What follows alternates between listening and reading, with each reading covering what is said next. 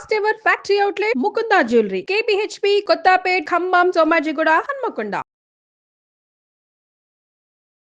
నమస్తే, welcome to Suman TV. Present కనుక మనం సోషల్ మీడియాలో చూసుకుంటే గరికపాటి గారి మీద విపరీతమైన ట్రోలింగ్ అయితే నడుస్తుంది. అదొక నెగిటివ్ ట్రోలింగ్. సో మరి నిజంగా గరికపాటి గారు తప్పు చేశారా?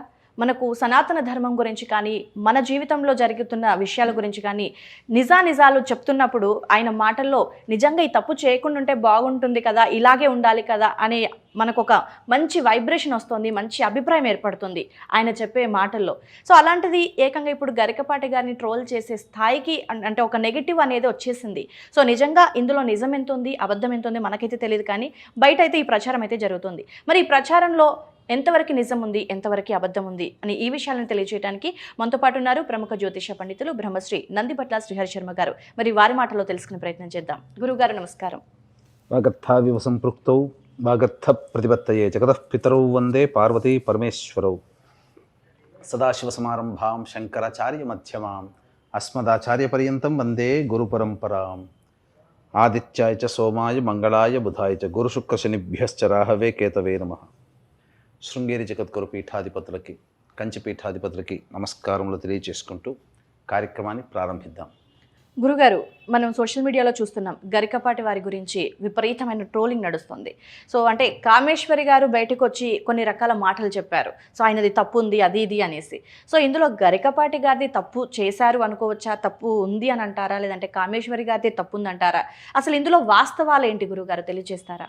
వాస్తవాలు అనేటువంటి తెలియజేయడానికి ఇక్కడ మనం ఎవరమ్మా గమనించుకోవాల్సిన అంశం ఏంటంటే, ఇప్పుడు మనము ఈ మొత్తం కూడా ఈ ఎపిసోడ్స్లో అన్నింటిలో చూసినట్లయితే ఒకటే పని కట్టుకొనల్లా ఈ నరసింహారావు గారి గురించి, కామేశ్వరరావు గారి గురించి మాట్లాడి ఇక్కడ వన్ సైడే మాట్లాడుతున్నారు. గరికపాటి గారు ఇంకా నోరు విప్పలేదు. ఇంకా ఒకవైపు నుంచి సంబంధించిన సమాచారాన్ని తెలుసుకోకుండా ఒకవైపు తెలిసినటువంటి విషయాన్ని దృష్టిలో పెట్టుకొని ఊహాగానాలు, ఊహాకల్పిత గానాలతో ఒక రసవత్తరంగా నడిపించుకుంటూ వస్తుంటున్నారు. ఒక రకంగా చెప్పాలి అని అంటే ప్రతి మనిషికి కూడాను ఏదో ఒక సొద ఉండాలి. మీరు గమనించుకున్నట్లయితే ఇలాంటి సంబంధించినటువంటి విషయాల్లో ఎక్కువ సోషల్ మీడియానే తప్ప ఏ శాటిలైట్ ఛానల్లో కూడా వస్తున్నాయా ఈ వార్తలు? ఎక్కడా లేవు. అంటే పనికిరాని చెత్తంతా కూడా మన ఈ యూట్యూబ్ ఛానల్ ద్వారానో, ఫేస్బుక్ ద్వారానో, ట్విట్టర్ ద్వారానో పనికిరాని విషయాలన్నీ కూడాను మనకు ఎక్కువ అవుతూ వస్తున్నాయి. అసలు ఇక్కడ ఎవరిది తప్పు, ఎవరిది ఒప్పు అనేటువంటి విషయానికి మనం వచ్చే ముందు ఇవన్నీ మనం గమనించుకున్నట్లయితే ఎవరిది ఒప్పు, ఎవరిది తప్పు అని చెప్పి మనంతట మనమే జడ్జి చేస్తున్నాం. అంటే దీనికి అంతటికి కారణం ఏంటంటే వారు మన హృదయాల్లో చిరస్థాయిగా ఒక గొప్ప ముద్ర వేసుకున్నారు. అవును గురుగారు. అయితే ఇప్పుడు మనకు ఒకటి గమనించుకోవాలమ్మా, ఇప్పుడున్నటువంటి సామాజిక ప్రసార మాధ్యమాలలో కావచ్చు, ఇతరత్ర ఛానల్స్ ద్వారా కావచ్చు, నలుగురు ఉద్దండులు సమాజాన్ని ఉద్ధరిస్తున్నారు. 1 చాగంటి వారు, 2 గరికపాటి వారు, 3 సామవేదం వారు, 4 బద్దిపత్తి పద్మాకర్ గారు. ఈ నలుగురు ధోరణి వేరు. ఒకరు పామరులను కూడాను అర్థమయ్యే విధంగా పాండిత్యాన్ని చాగంటి వారు, గరికపాటి వారు ఈ యొక్క సమాజాన్ని ఉత్తేజితం చేస్తున్నారు. సామవేదం వారు శాస్త్రంలో ఉన్నటువంటి విషయాల్ని చెబుతూ ఉన్నారు. బద్దిపత్తి పద్మాకర్ గారు అయితే పురాణాల్లో అన్నీ కూడా అవపోసన బట్టి ప్రతి పురాణాంతర్గతమైనటువంటి విషయాల్ని మనకు తెలియజేస్తున్నారు. కాబట్టి ఈ నలుగురు ఎవ్వరూ తక్కువ కాదు, అట్లానే ఎవరు ఎక్కువ కూడా కాదు. అందరూ సమానమైన ఉద్దండులే, ఎవరి దారి వారిది. కాకపోతే ఈ సంబంధించినటువంటి ప్రసార మాధ్యమాలు ఎంతకైనా దిగజారే అని చెప్పడానికి ఇదొక్కటే ప్రథమమే కాదమ్మా. ఒక అతను ఆయన శిష్యులు 3000-4000 మంది ఉన్న శిష్యుల్ని ఏదో ఒక సంబంధించినటువంటి దేవతా ఆరాధన విషయంలో ఉంటే ఆ శిష్యుల చేత ఆయన ఫోటోని చెప్పులతో కొట్టించి, చెప్పుల దండ వేయించి, గాడిద మీద ఊరేగించి చాగంటి గారి మీద ఎంతటి క్యారెక్టర్ అసాసినేషన్ చేశారమ్మా, ఎంతటి దుర్మార్గాన్ని పాల్పడ్డారు. అంటే ప్రజలు ఏం ఆలోచిస్తున్నారో, వాళ్ళు ఇది చెయ్యొచ్చా చెయ్యకూడదు అనే స్పృహలో కూడా లేకుండా ఎవరో చెప్పారో మనం చేసేయాలి అనడం. అంటే ఇక్కడ ఇదంతా ఎందుకు చెప్తున్నానంటే అది ఒక కుటుంబానికి సంబంధించినటువంటి విషయం. వాళ్ళిద్దరిది దంపతులు అన్నప్పుడు, ఈ దంపతులు ఉన్నప్పుడు దంపతులు చర్చించుకోవాల్సినటువంటి విషయం మనము ప్రసార మాధ్యమంగా మనం చేస్తూ ఉన్నాం. అంటే అనుండవచ్చు వీక్షించే ప్రేక్షకులు కూడా ఆమెనే వచ్చి ముందు బయటపడ్డది కదండి అని చెప్పేసి అని. వాస్తవమే. ఇక్కడ ఎవరు చేశారు తప్పు చేశారు అని అంటే, ఇక్కడ మనం గరికపాటి వారి గురించి ఎక్కువగా ఎందుకు ఇంతగా మనం మాట్లాడుకుంటున్నామంటే, ఇప్పుడు మనం చూస్తుంది వారి ఒక జ్ఞాని, ఒక సమాజాన్ని ఉత్పన్నం అనగా ఉత్ప్రేరకంగా పనిచేసి సమాజాన్ని మంచి వైపు నడిపించుకునే దిశగా మనకు పరిచయం అయ్యారు. అవును. ఆయన గతం నుంచి మనకు పరిచయం కాలేదు కదా. చిన్నతనం పుట్టినప్పటి నుంచి గరికపాటి వారిని చూస్తున్నాం అని చెప్పేసి ఆయన ఏం చేశారని తెలుసుకుంటూ ఈ విషయం మనకు తెలియలేదే, మనకెందుకు చెప్పలేదు అని చెప్పి గొడవ దిగుతున్నామా? ఇప్పుడు ఆయన మనకు పరిచయం అయింది ఆయన పాండిత్యం ద్వారా. ఆ పాండిత్యం నుంచి ఇప్పటి వరకు జరిగిన దాన్ని లెక్క వేసుకోవాలి తప్పించి, ఆ పాండిత్యానికి రాకముందు ఉన్నటువంటి విషయాలన్నీ తిరగదోడేసేసి ఇవన్నీ మాట్లాడడం ఎంతవరకు సమంజసం? ఇక్కడ సరే మనం ఇక్కడ ఇద్దరు ఒకరే తప్పు చేశారు, ఒకరంతా మంచి చేశారు అనుకోవడానికి కూడా లేదు. సహజంగా వదిన వరుస అయినటువంటి వదిన సాక్షాత్తు తల్లితో సమానం. అది యుక్త వయసులో ఉన్నటువంటి కొన్ని సంబంధించినటువంటి పరిస్థితులు, కొన్ని కలిసి రాకపోవడమో కొన్ని కలిసి వచ్చడమో, ఆ విధంగా వాళ్ళు దంపతులు అయ్యారు. అది ఏ విధంగా దంపతులు అయ్యారు అనేటువంటి విషయం, ఏ సందర్భంలో అయ్యారు అనేటువంటి విషయం, మళ్ళీ తర్వాత జీవితాన్ని కొనసాగించి ఏ విధంగా మళ్ళీ విడిపోయారనే విషయం వాళ్ళ కుటుంబ సభ్యులకి తప్ప మరెవ్వరికీ తెలియదు. ఈ సంబంధించినటువంటి విషయాల్లో ఇది అని చెప్పి గరికపాటి వారి అన్నదమ్ములు కానీ అక్క చెల్లెలు కానీ, లేదా కామేశ్వరి గారి అక్క చెల్లెలు కానీ అన్నదమ్ములు కానీ వస్తే మనం రూఢీపరుచుకోవాలి. ఇది కుటుంబంలో వ్యక్తి చెప్పాడని చెప్పి, ఇలా ఫలానా వ్యక్తి ద్వారా నాకు తెలిసిందని చెప్పి ఈ మధ్య చాలామంది వచ్చి ఎలా పడితే అలా ఆ దంపతుల మధ్య ఇంకా అగాధాన్ని పెంచుతున్నారు. వాస్తవానికి ఆయన తొలి జీవితంలో చేసింది తప్పు అని అనుకుందాం. అది తప్పో రైటో వాళ్ళకి తెలుసు, మనకు తెలియదు. మనకు తెలియని విషయాన్ని మనం ఎలా ఆపాదించుకుంటాం? సరే, సంబంధించినటువంటి విషయంలో ఈవిడ ఆరోపణలన్నీ కూడా ఎలా, నాకు స్వేచ్ఛనివ్వలేదు, సినిమాకు లేదు, ఒక షికారు లేదో, ముద్దు లేదో, ముచ్చట్లేదు. ఆయన అప్పటికే సమాజంలో అవధానాల పేరిట చాలా కెరీర్ని బిల్డప్ చేసుకునే సమయం. అప్పుడు వివాహం అయినంత పూర్వకాలంలో ఎలా ఉండేవాళ్ళమ్మా అంటే, ఈ కాలం నాటి నవీన యుగంలో ఉండాల్సిన స్త్రీ లక్షణాలు ఆమె అప్పుడే ప్రదర్శించింది అని. ఎందుకనంటే ఈ కాలం ఆడపిల్లలు స్వతంత్రాన్ని, స్వేచ్ఛని కోరుకుంటున్నారు, వాళ్ళకంటూ ఒక వ్యక్తిత్వాన్ని ఏర్పరచుకున్నారు. కానీ ఆ కాలంలో వారు అంటే 1960, 1970 ఆ టైంలలో వివాహం చేసుకుని ఉంటారు.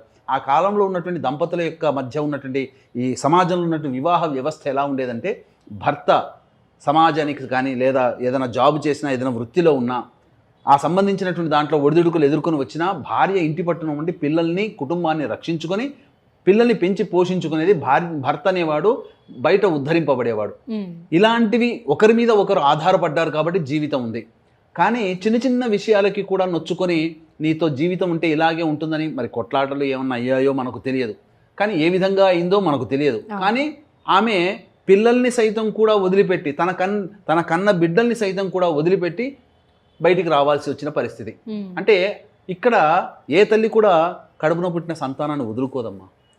అంటే ఆ సంతానం మీద ప్రేమ లేకపోవడం, ఆ సంతానం అంటే ఇక్కడ చాలామంది, కొంతమంది ఈ మధ్య చూశాను, కొంతమంది ప్రబుద్ధులు కూడా మాట్లాడుతున్నారు.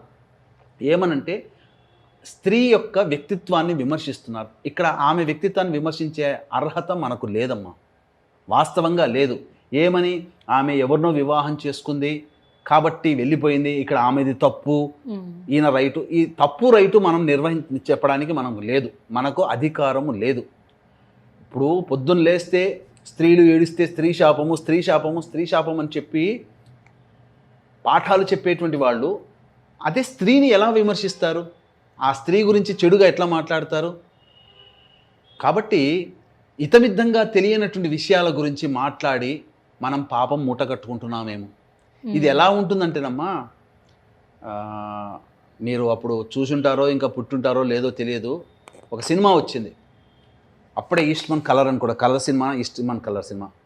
శోభన్ బాబు ఒక సంస్థలో పనిచేస్తుంటాడు. అదే సంస్థలో శారద అంటే హీరోయిన్ పనిచేస్తుంటుంది. వాళ్ళు దేవాలయానికి వెళ్తాడు ఆయన, హీరో క్యారెక్టర్ చెప్తున్నాను. అంటే ఇది ఎలా ఉంటుందనేది ఈ సినిమా యొక్క సీన్ చూస్తే ఇప్పుడు ఉన్నటువంటిది అంతా అర్థమవుతుంది. ఆ సీన్కి లింక్ ఉంది కాబట్టి చెప్తున్నాను. ఆయన ఆ హీరో గారు దేవాలయం దర్శనం చేసుకుంటారు, ఆమె దర్శనం చేసుకుంటారు, ఇద్దరు చూడరు. బయటకు వచ్చిన తర్వాత అరే మన ఆఫీస్లో పనిచేసే అమ్మాయి కదని చెప్పేసి నవ్వుకొని విష్ చేసుకొని ఎవరి దారు వాళ్ళు వెళ్ళిపోతారు.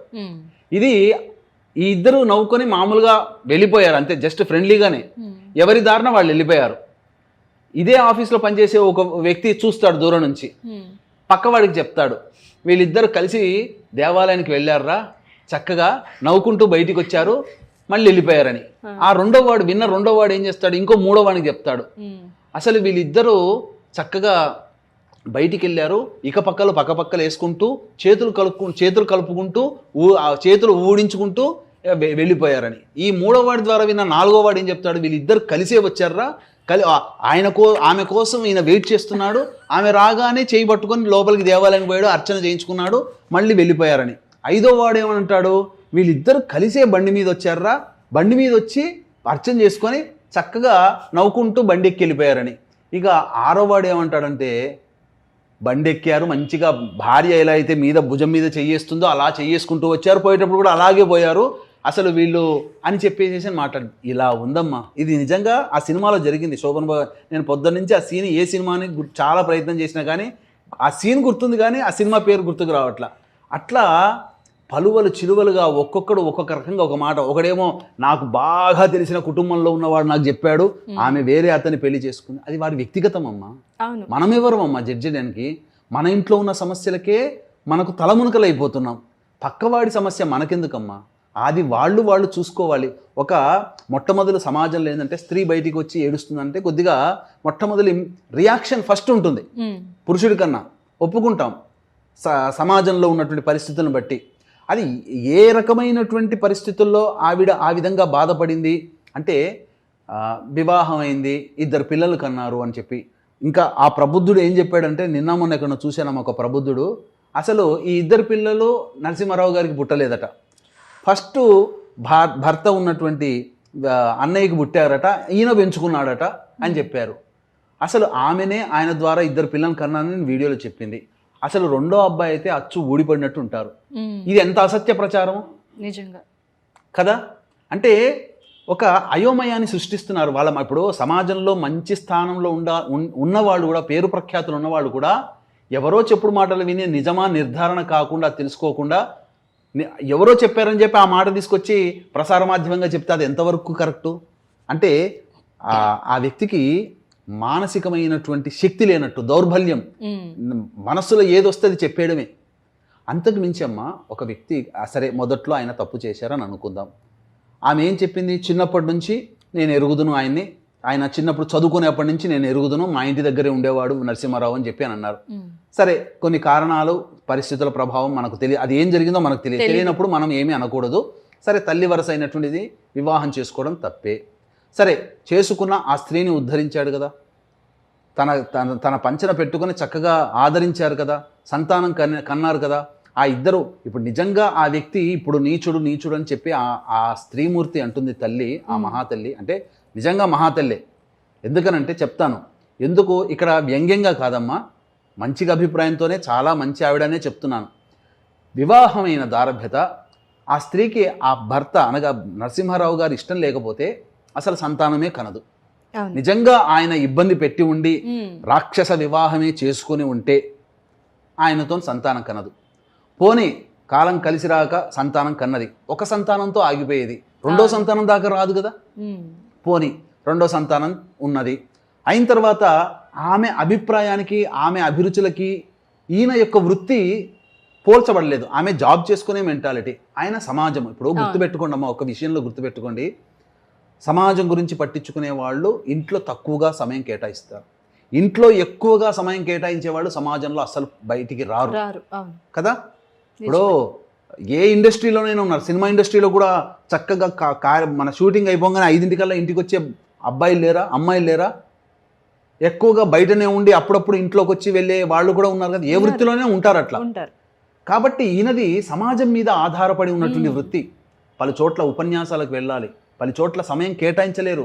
ఏదో అవధానం అంటే ఏదో గంట పోయి మార్కెటింగ్ లాగా ఏదో గంట పోయి అట్లా వచ్చి తిరిగి వచ్చేది కాదు. 2-3 రోజుల పాటు అవధానం ఉంటుంది. 2-3 రోజులు అంటే 2 రోజుల ముందర వెళ్ళాలిగా. వెంబడే సాయంత్రం 5కి అయిపోయింది అవధానంగానే 4వ రోజు బయలుదేరి రావడం కుదరదు కదా. అక్కడ ఎంతోమంది పిలుస్తారు, అంత పండితుడిని పిలుస్తారు, అతిథి మర్యాదలు ఉంటాయి. ఇవన్నీ సమయం ఆయన కేటాయించలేకపోయారు.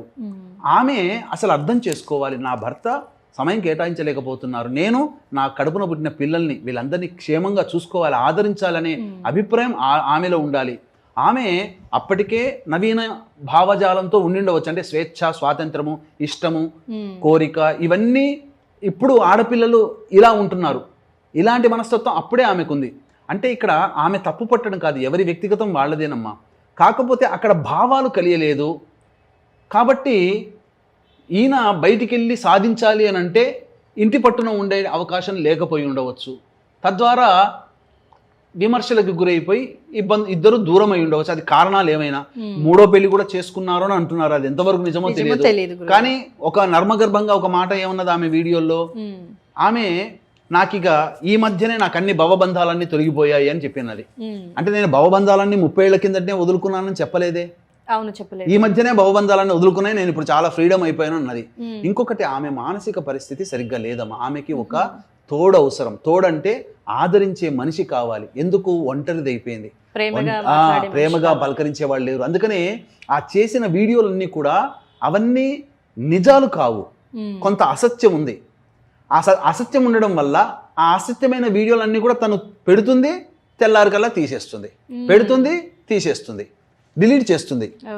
సో దీనివల్ల ఆమె ఎవరో ప్రలోభాలకి గురయ్యి, ఎవరో వెనక ఈ సంబంధించినటువంటి వ్యక్తులు ఎవరో తెలియదు మనకు, ఇలా నడిపిస్తుండవచ్చు. ఆమెని పరిపరి విధాలుగా సంకోచించే విధంగానే వీడియోలు చేస్తుంది తప్ప నిజ నిర్ధారణ కాదు. పైగా ఒక సమాజంలో పేరున్నటువంటి వ్యక్తి రేపు భవిష్యత్తులో ఇంకా పేరుండి, ఇప్పుడు ఆ రోజుల్లో డబ్బు రూపాయి పుట్టాలంటే కష్టపడేదమ్మా. నేను ఎందుకనంటే ఆయనకు సుమారు ఇప్పుడు 65 దాటి ఉంటాయి. అంటే ఆయన కుటుంబాన్ని ఏర్పరచుకున్న తర్వాత సంపాదించే క్రమంలో ఒక బ్రాహ్మడిగా నేను చెప్తున్నానమ్మా, మా నాన్నగారు కూడా భోక్తకి వెళితే 15 రూపాయలు వస్తాయనంటే సికింద్రాబాద్ దగ్గర నుంచి మియాపూర్ దాకా వెళ్ళేవాళ్ళు. 15 రూపాయలు సైకిల్ మీద. అంటే దాని అర్థం ఏంటి, 3 గంటలు కూర్చొని జపం చేస్తే 30 రూపాయలు వచ్చేది. అంటే డబ్బు ఆ రోజున చాలా కష్టంగా వచ్చేది, కుటుంబం గడవడం చాలా కష్టంగా ఉంది. 150 రూపాయలు రూమ్ రెంట్ అమ్మా మేము చిన్నప్పుడు. మరి అంతటి దుర్భరమే, అంటే డబ్బు పుట్టేది కాదు అప్పుడు. ఆ రోజుల్లో కష్టపడితే కానీ డబ్బు వచ్చేది. మరి అంత కష్టపడుతూ కుటుంబాన్ని పోషించే క్రమంలో కొంత ఇబ్బంది, ఆయన కుటుంబానికి సమయం కేటాయించి ఉండలేకపోవచ్చు. కానీ ఆమె వదిలి వెళ్ళిపోయిన తర్వాత ఆ పిల్లల్ని జాగ్రత్తగా కాపాడుకున్నాడు కదమ్మా. ఇప్పుడు గురజాడ, శ్రీశ్రీ అని పెట్టుకున్నాడు. ఆయనకు అభ్యుదయ భావాలు ఉన్నాయి కాబట్టి ఆ పేర్లు పెట్టుకున్నాడు పిల్లలకి, లేకపోతే ఇంకా ఏదైనా కానీ పెట్టుకునేవాడు. తర్వాత ఆ పిల్లల ఆలనా పాలన, ఒక ఆడదిక్కు లేకపోతే ఇబ్బంది, సంసారం కష్టమైపోతుంది, నేనా ఊళ్ళు పట్టుకొని తిరుగుతాను అనుకొని భావించి ఒక అమ్మాయిని చేసుకున్నాడు. ఆమె కూడా మహాతల్లి. ఎందుకనంటే మళ్ళీ సంతానాన్ని కనలేదు, ఆ బిడ్డల్నే తిరిగి మళ్ళీ సంతానంగా అనుకున్నటువంటిది. కాబట్టి ఒక కుటుంబ వ్యవస్థ ఏర్పరిచి వాళ్ళని పెంచి పెద్ద చేసి మళ్ళీ వాళ్ళకి పెళ్లిళ్ళు చేసి మళ్ళీ మనవరాలు కలిగిన తర్వాత మళ్ళీ ఎంతో గొప్పగా ఇంట్లో ప్రతి దాంట్లో కూడా చక్కగా ఈ యొక్క పూజాది కార్యక్రమాలు, కుటుంబ పండుగలు అవన్నీ చేసుకొని అది అయిపోయింది, ఇక సమసిపోయింది అనుకున్న తరుణంలో అతనికి ఈ విధమైనటువంటి ఇబ్బందులు కలగడం అనేటువంటిది చాలా దౌర్భాగ్యమైనటువంటి పరిస్థితి అమ్మ. ఎవరికీ రాకూడదు, పగవాడికి కూడా ఇటువంటి పరిస్థితి రాకూడదు. అసలు ఈమె వైపున కూడా ఈమెకు ఒక అండదండగా ఉండి అసలు ఈమె ప్రసార మాధ్యమంగా రాకుండా పెద్దవాళ్ళు ఎవరినైనా తీసుకొని వెళ్ళి సమస్య, నాకు ఇలా ఇబ్బంది పడుతున్నాను అని చెప్పి నా కొడుకుల దగ్గరికి నేను వెళ్తానంటే ఏ కొడుకులు మాత్రం వద్దంటారమ్మా? తల్లే కదా. బయటకు వచ్చి కన్న సంతానం మీద, కట్టుకున్న భర్త మీద ఆమె అవాకులు చెవాకులు పేరడం కూడా సమంజసం కాదు. ఈయన మొట్టమొదటి తరంలో యుక్త వయసులో ఉన్నప్పుడు తప్పు చేసిన, అది తప్పే, అది ఎవరూ కూడా కాదనలేని సత్యం. కానీ ఆ తప్పుని సరిదిద్దుకున్నారు కదా. సరిదిద్దుకొని సమాజంలో ఆయన ఆ యుక్త వయసులో ఉన్నప్పుడు పడినటువంటి ఇబ్బందులని మళ్ళీ ఆయన మాట్లాడే మాటల్లో స్త్రీ గురించి ఎక్కువగా మాట్లాడతారండి అని చెప్పి విమర్శిస్తారు. ఆయన పెరిగిన వాతావరణం, ఆయన జీవించిన వాతావరణం, ఆయన రిటైర్మెంట్ అయ్యేంత వరకు ఉండేటువంటి వాతావరణం ఎలా ఉండిందంటే స్త్రీకి సంబంధించిన కట్టుబాట్లు ఉన్నటువంటి తెలిసిన సమాజంలో ఆయన పుట్టి పెరిగారు. అదే కాదు గురుగారు, ప్రజెంట్ ఎవరైతే పెళ్లిళ్ళు చేసుకొని విడిపోతున్నారో వాళ్ళకి ఆయన బోధించేది నిజంగా కలిసి ఉండాలి అనిపించేంత, అంతే కదమ్మా, కరెక్ట్ గా చెప్పేవారు. ఇప్పుడు నేను ఆయన జాతకాన్ని కూడా పరిశీలన చేసినప్పుడు ఆయన డేట్ ఆఫ్ బర్త్ ఒకటే దొరికిందమ్మా. ఓకే. చేస్తే ఎవరు ఎక్కువగా, అంటే జ్యోతిష శాస్త్రం ప్రకారం ఎవరైనా కానీ, స్త్రీలైనా పురుషులైనా, స్త్రీతో విభేదాలు, స్త్రీ వల్ల సమస్యలు, స్త్రీ వల్ల అవమానాలు ఎదురవుతున్నాయంటే శని శుక్రుల యొక్క ప్రభావం అమ్మ. ఆయన జాతకంలో నడుస్తున్నటువంటి దశాంతర దశలకి ఆ ప్రభావం ఉంది. కానీ ఇతమిద్ధంగా సమయాన్ని తెలుసుకోవడానికి కొంత సమయం పడుతుంది. ఎందుకంటే వారి ఆహార్యము, వారి యొక్క మాటకారితనము, అంత వాక్స్థితి, ఇవన్నీ రావాలంటే కొన్ని లగ్నాలు అనేటువంటివి బేస్ చేసుకొని రీసెర్చ్ చేయాల్సినటువంటి పరిస్థితి. వారి ఉన్నటువంటి ఎత్తు, పొడుగు, ఏ లగ్నంలో జన్మిస్తే ఎంత ఉంటుందో అవన్నీ తెలుసుకుంటాం. అది ఒక సమయం నిజ నిర్ధారణ అవుతుంది. కానీ అక్కడ మనకు బయట దొరుకుతున్నటువంటి డేట్ ఆఫ్ బర్త్ కరెక్ట్ ఉంటే మనం అన్నీ సాధించవచ్చమ్మా. ఇక్కడ ఇంకొకటి ఏంటనంటే మనకు ఇక్కడ కొంత ఒక విషయం చెప్పి ముగిస్తానమ్మా, ఒకే ఒక విషయం. ఎందుకనంటే కర్మశాస్త్రం అంటూ ఒకటి ఉంటుంది. కర్మశాస్త్రంలో ఏం చెప్పబడిందంటే మనిషి అవమానాలు పాలవుతున్నాడు అనంటే మరణము దూరం అయినట్టు లెక్క. ఎందుకనంటే మనకు భారతంలో ఉన్నది, మనకు రుక్మిణి కృష్ణుని ఇష్టపడిన తర్వాత ఆ రుక్మిణిని తీసుకుని వెళ్ళే సందర్భంలో తన అన్న అయినటువంటి రుక్మి అడ్డగిస్తాడు. అడ్డగించినప్పుడు రుక్మితో యుద్ధం చేస్తాడు కృష్ణుడు. రుక్మిని ఓడిస్తాడు. ఓడించినప్పుడు తల నరకబోతుంటుంటే అప్పుడు రుక్మిణి వచ్చి నా అన్నయ్య అండి, నన్ను కాపాడండి అని అంటే అప్పుడు రాజనీతిని ప్రదర్శిస్తాడు కృష్ణుడు. ఏమనంటే మరణము అన్నా చేయాలి, వధించడం వధించాలి, లేదా మరణంతో సమానమైన శిక్షణ వేయాలి. ఈ సమాజంలో మనకు శాస్త్రం ప్రకారం చెప్పబడినటువంటిది ఏంటంటే మరణంతో సమానమైన శిక్ష అవమానించడమే. అందుకని సగం మీసం గొరిగేస్తాడు, సగం ఇక్కడ ఒక మీసం, ఇటువైపు ఒక జుట్టు కొదిలేసేసి గాడిద మీద బూడిద మొత్తం రాసి, విభూతి రాసి గాడిద మీద ఊరేగిస్తాడు కృష్ణుడు. అది మనకు మహాభారతంలో ఉంటుంది. అంటే ఒక మనిషిని అవమానపరిస్తే వాడు మరణంతో సమానము. ఇదే విషయం ఏకలవ్యుడి స్థితిలో కూడా, అర్జునుడు ఏకలవ్యుడి యుద్ధంలో కూడా జరిగింది. అవమానించి పంపించేస్తాడు. అంటే అప్పుడు ఈ అవమానం చేసినటువంటి కారణం చేత మరణం అనేటువంటిది. ఇప్పుడు ఏదైతే ఉన్నారో, ఇప్పుడు ఈ యొక్క వివాదంలో ఎవ్వరూ గెలవలేదు, ఎవరు ఓడిపోలేదమ్మా. ఒకటేంటంటే ఈవిడ అవమానాలు పాలయ్యారు. అనేక కామెంట్స్లో ఈవిడ్ని దుమ్మెత్తిపోసే వాళ్ళు ఉన్నారు, గరికపాటి వారిని దుమ్మెత్తిపోసే వాళ్ళు ఉన్నారు. అంటే వీరిద్దరికీ ఏదో మరణం సంబంధించినటువంటి దశ జరుగుతుందేమో, అది ఈ రూపంలో అవమానం, సంఘంలో అవమానపడి అది తొలగిపోతుంది. కాబట్టి వీక్షించేటువంటి ప్రేక్షకులు కూడా గమనించాల్సింది ఏంటంటే ఇది మన సమస్య కాదు. తప్పు చేయని వాళ్ళు ఎవరున్నారు? అందరూ తప్పు చేశారు. కానీ ఈయన తప్పు చేయకూడదు కదా. మనం బాగా ఊహించుకున్న వ్యక్తి అని అంటే నీకు పరిచయం అయింది గొప్ప ప్రవచనకర్తగా ఉన్నప్పుడు పరిచయం అయ్యాడు. ఆయన గొప్ప ప్రవచనకర్తగా ఉన్నప్పుడు పరిచయం కంటే ముందు జీవితాన్ని ప్రశ్నించే అధికారం మనకెవ్వరికీ లేదు. ఈ భోగి మంటల్లో ఇవన్నీ కూడా, ఈ భోగి మంటల తర్వాత వారి మీద వచ్చినటువంటి అవాకులు చెవాకులన్నీ కాలిపోవాలి. ఎందుకనంటే మనం చేస్తున్న తప్పు మన హైందవ ధర్మాన్ని నాశనం చేయడం కోసం 4 స్తంభాలుగా ఉన్నటువంటి వ్యక్తులని తరచూ అవమానపరుస్తున్నాం. ఏదో ఒక సందర్భంలో మొలకడిగితే కానీ తలకడగ పొదుగు కడిగితే కానీ మొలకడగరు అన్నందుకు ఓ పెద్ద ర్యాలీ చేశారండి ఆ సంఘాల వారు చాగంటి వారి గురించి. అలాగే ఒక వ్యక్తి ఏదో ఈ దేవత ఉపాసన లేదు కదా అని అన్నందుకు ఆ ఫోటోను పెట్టి చాగంటి వారిని విమర్శించారు. ఒక్కడు గుర్తుపెట్టుకోండి, అంతటిగా చెప్పేటువంటి వాళ్ళు మంచి చెడు గురించి ఇప్పుడు విమర్శించేటువంటి మనకేమన్నా సమయం ఉందా? ఒక పురాణం చెప్పి ప్రవచనం చెప్పండి. మీలో ఎవరైనా కానీ ఇంతమంది విమర్శిస్తున్నారు కదా. ఒక చిన్న కథ, భారతంలో రామాయణంలో నీకు తెలిసిన రామాయణం, నీకు తెలిసినటువంటి భాగవతం, నీకు తెలిసినటువంటి మహాభారతంలో ఏదైనా ఒక కథని చెప్పి కెమెరా ముందుకొచ్చి లేదా సభ మధ్యలో కూర్చొని అందంగా అందరికీ అర్థమయ్యే విధంగా చప్పట్లు కొట్టే విధంగా చెప్పు.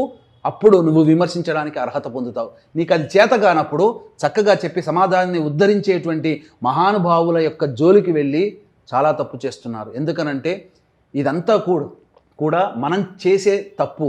ఒక రకంగా చెప్పాలంటే వాళ్ళు అవమానపడ్డారు, సరే వాళ్ళ కర్మనంతా మనం జుర్రుకుంటున్నామండి. ఎందుకండి మనకు ఆ కర్మ? వాళ్ళకి జాతకరీత్యా ఉండే దుర్దోషాలని, దుర్యోగాలని మనము అవమానించి, అలాగే మనము అవాకులు చెవాకులు పేరి వారికి ఉన్నటువంటి దుర్యోగాలన్నీ మనము నాకుతున్నాం. మనకు అవసరమా? వారి కుటుంబం అది. ఆ కుటుంబానికి వదిలేయండి. ఎందుకండి కామెంట్లు? మనకు అనవసరమైన కామెంట్లు. తప్పు చేయలేని వాళ్ళు మన ఇంటి కుటుంబ సభ్యుల్లో లేరా? మన ఇంట్లో లేరా? మన పొరుగింట్లో లేరా? మన ఫ్రెండ్స్లలో లేరా? అప్పుడు చెప్పలేని నోరు ఇప్పుడు ఎందుకు నోస్తుంది? కాబట్టి మనకొద్దురా నాయన, ఇవన్నీ పెద్దవాళ్ళ జోలికి మనకొద్దు. దైవాంశ సంభూతులకి మాత్రమే వాక్స్థితి, సరస్వతి కటాక్షం వస్తుంది. అటువంటి వాళ్ళ జోలికి వెళ్ళి జీవితాలని మరొక కోణంలో ఇబ్బంది పెట్టుకోని ఇది హెచ్చరిస్తున్నటువంటిదిగా తీసుకోండి తప్ప ఏదో భయపెడుతున్నటువంటిది మాత్రం కాదండి. ఎందుకనంటే చాలా సందర్భాల్లో చూశాను, దేవతా అనుగ్రహం పొందినటువంటి వాళ్ళని విమర్శన చేస్తే అది మనకు ఇబ్బందే. మనం చూసి రాలేదు, పక్కవాడు ఎవడో చెప్పాడు, వాడు చూసి వచ్చాడా, వాడి వయసు ఎంత, ఆయన వయసు ఎంత, 65 సంవత్సరాలు, ఓ 90 ఏళ్ల వాడు వచ్చి చెప్పాడు నేను వాళ్ళ ఇంటి పక్కన ఉన్నానంటే అప్పుడు నమ్ము. అంతేకాని 30 ఏళ్లవాడు, 20 ఏళ్లవాడు, 40 ఏళ్లవాడు నా ఇంటి పక్కన ఉండేది, ఆ విధంగా నాకు చెప్పాడు, వాళ్ళతో పాటు పనిచేసే వాళ్ళు చెప్పారు, ఫంక్షన్లకి ప్రవచనాలకు వెళ్ళిన వాళ్ళంతా చెప్పారంటే నీదేదో కరెక్టు. ఒకటే ఇంతకుముందు చెప్పాను, శోభన్ బాబు శారదా సినిమా లాగానే ఉంటుంది. కాబట్టి ఎవ్వరు కూడా అవాకులు చవాకులు పేలకండి. ఈ సంక్రాంతి నుంచి మీ జీవితం గురించి పాటుపడండి రా. వాళ్ళ గురించి ఆలోచించుకొని మీ జీవితాన్ని నాశనం చేసుకోవడం తప్ప ఏమన్నా ప్రయోజనం ఉందా? కాబట్టి అటువంటివన్నీ కూడాను చేయకుండా ఉండి మనశ్శాంతిగా మీ భార్య పిల్లల గురించి ఆలోచించండి. మీ పిల్లలు ఎలా వెళ్తున్నారు, ఎలా వస్తున్నారు, ఏం చేస్తున్నారు, ఎక్కడికి పోతున్నారు, నిజంగానే మంచిగా చదువుకుంటున్నారా లేదా వెధవ వేషాలు వేస్తున్నారా అని వాళ్ళ మీద కాన్సన్ట్రేట్ చేయండి. వాళ్ళు చక్కగా ఆనందంగా ఉన్నారు. కానీ ఇక్కడ ఒకటి గమనించాల్సింది ఏంటంటేనమ్మా, ఇప్పుడు విడిపోయి 20 ఏళ్ళు దాటిపోయిందని అన్నారు, అప్పుడే అన్నీ అయిపోయాయి. ఆ 20 ఏళ్లలో లేనటువంటి బాధ, ప్రేమ ఈ మధ్యన ఎందుకు వచ్చాయని దాంట్లో కూడా సందేహం. అదే డౌట్ గురువు. ఆమె ఒక మాట అన్నది, నాకు ఇప్పుడు అన్ని బంధాలన్నీ పోయాయి అని అన్నది. అంటే విడిచిపోయిన తర్వాత పోయింది అనే బంధం కదా, మళ్ళీ ఆ బంధాలన్నీ పోయాయంటే అప్పటి నుంచి ఈ మధ్య రాజీ లేని పోరాటం ఏమైనా చేస్తుందా? పోరాటం చేస్తే రచ్చకెక్కాల్సిన అవసరం ఏముంది? ఒక రకంగా చెప్పాలనంటే ఇక్కడ ఆ స్త్రీని అనేవాళ్ళు తప్పే, గరికపాటి వారి అనేవాళ్ళు కూడా తప్పులే. ఎందుకంటే ఎవరు వారిని విమర్శించడానికి మనకు అర్హత లేదు. వాళ్ళ అమ్మ ఆ మహాతల్లిని, ఆ మహానుభావుడిని అనడం కూడా తప్పే. వాళ్ళిద్దరూ వాళ్ళ కుటుంబ సభ్యులకి తప్ప ఏం జరిగిందనేది మరో మానవుడికి తెలియనప్పుడు ఊహించుకొని ఇదే కరెక్ట్ అనుకొని వాళ్ళ మీద దుర్భాషలాడడం అంటే ఎట్లా ఉంటుందనంటే, ఇప్పుడు అమెరికా ప్రెసిడెంట్ అయ్యాడండి, ఆ సమయం బిల్ క్లింటనో ఏదో ఉండేవాడు, అతను ఏదో యవ్వనంలో చేశాడని చెప్పి ఆయనకు శిక్ష వేశారు. ఆయన అధ్యక్షుడు అయిన తర్వాత లేదా ఆయన సమాజంలో ఒక పార్టీ తరఫున పోటీ చేస్తున్నప్పటి నుంచి అధ్యక్షుడు అయ్యేంత వరకు ఉన్న జీవితాన్ని లెక్క పెట్టుకోవాలి. కానీ ఆయన యుక్త వయసులో చదువుకునే వయసులో చేశాడంటే ఆయన దేవుడే దిగి రావాలేమో మరి.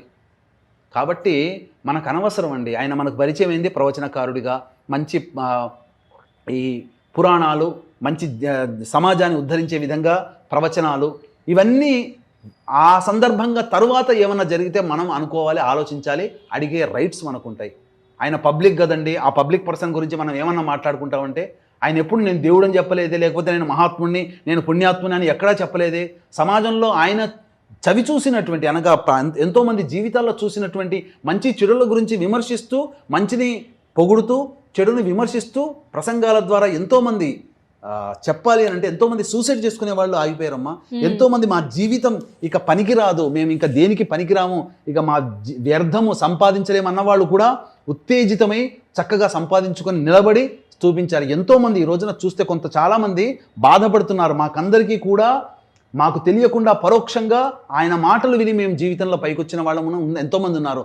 ఎంతోమంది జీవితాలను ఉద్ధరించిన అటువంటి మనిషి, అతనికి ఏదో కాలం కలిసి రాక వచ్చినటువంటి ఇబ్బంది. కాబట్టి ఆయన తప్పు చేశాడు లేదా ఈమె తప్పు చేసింది, ఆయన ఒప్పు ఈమె ఒప్పు అని మనం చర్చించడానికి మన జీవితం సరిపోదు, ఒక్క మాటలో చెప్పాలండి. కాబట్టి వదిలేయండి. సంక్రాంతి నుంచి మీ జీవితాల గురించి, మీ కుటుంబం గురించి, మీ పిల్లల గురించి, మీ భార్యాభర్తల గురించి ఆలోచించి మీ గురించి మీరు గడపండి. పరాయి వాళ్ళ కోసం మనకు అనవసరం.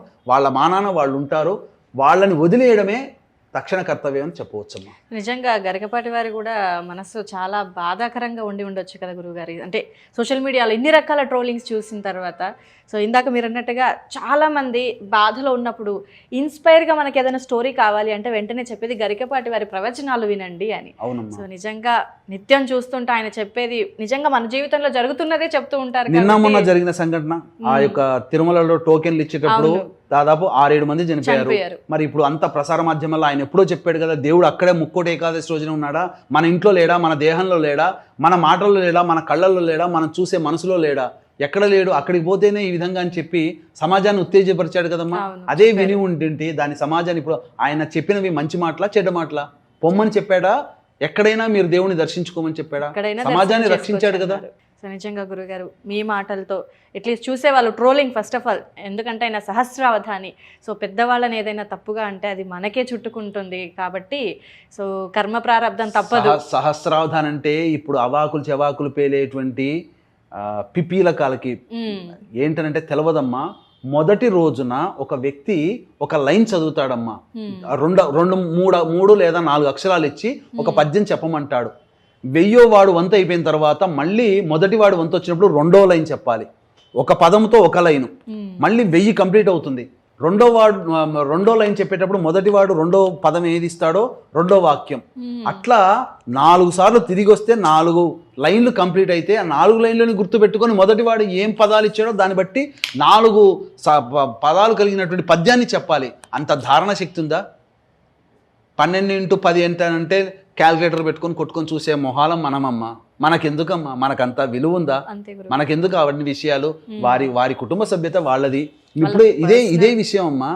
వీక్షించినటువంటి ప్రేక్షకుల్లో భార్యాభర్తలు ఉంటారు కదా, వాళ్ళిద్దరు కొట్లాడుకుంటుంటారు. ఎవరైనా వస్తే ఊరుకుంటారా? మధ్యలోకి వస్తే అర్హత ఉంటుందా? పక్కవాడు వచ్చి మాట్లాడతాడు, నీకేమరా అర్హత, మేమిద్దరం కొట్లాడుకుంటాం, నీకెందుకు రా అని అంటే అయిపోయాయి కదా. అంటే అక్కడ పబ్లిక్ చేసుకున్నారు, వీళ్ళు ప్రసార మాధ్యమం ద్వారా అన్నారు. ఇంట్లో కొట్లాడుకొని ఆ మాటల్ని విన్యాసాలని పబ్లిక్ మీరు చేశారు. పబ్లిక్ వచ్చి అడిగినప్పుడు సమాధానం మీరెవరో అని అడిగే బదులు వాళ్ళ ఇంటి విషయంలో మనం ఎవరో అమ్మా అని అనుకోవాలి. అంతే కదా. అంతే గురుగారు, నిజంగా మీ పాయింట్ ఆఫ్ వ్యూలో విన్నప్పుడు నిజంగా మీరు చెప్పింది ఎక్కడ కూడా ఎవరు గొప్ప కాదు, ఎవరు తక్కువ కాదు. కామేశ్వరి గారు తప్పు కాదు, నరసింహారావు గారు తప్పు కాదు. నరసింహారావు గారు ఒప్పు కాదు, కామేశ్వరి గారు తప్పు కాదు. జరిగింది ఏదో జరిగిపోయింది, వాళ్ళ కుటుంబానికి వదిలేయాలమ్మా, మనకు సంబంధం లేదమ్మా. అంతే గురువు. సో మన వయసు సరిపోదు, మన జీవితం సరిపోదు వాళ్ళ గురించి, గొప్ప వాళ్ళ గురించి మాట్లాడడానికి. సో చాలా చక్కటి విశ్లేషణని వీక్షకులకు అర్థమయ్యేలా చాలా బాగా తెలియజేశారు గురువుగారు. ధన్యవాదాలు. సర్వం శ్రీ ఉమామహేశ్వర పరబ్రహ్మార్పణమస్తు.